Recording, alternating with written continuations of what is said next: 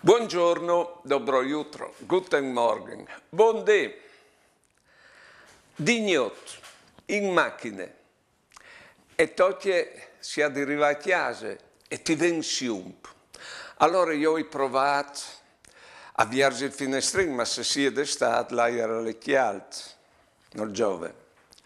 Quando fumavi ho impiato il sigaretto, ma il sigaretto al dura poco. Oppure mi mettevi a cantare, ma si stufisi anche di cantare.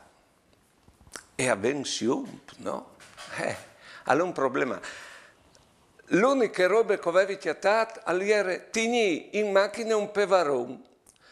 Con tu ne crustate o duravi 20 minuti svegliato.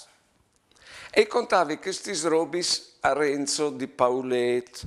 E lui mi ha detto che un camionar ha spiato che per non dormire e continuare di conseguenza a guidare tranquilli, si ha di tirarsi i chiavei de basette, ma tanto quasi a diavaio che non si dormidissi, sì.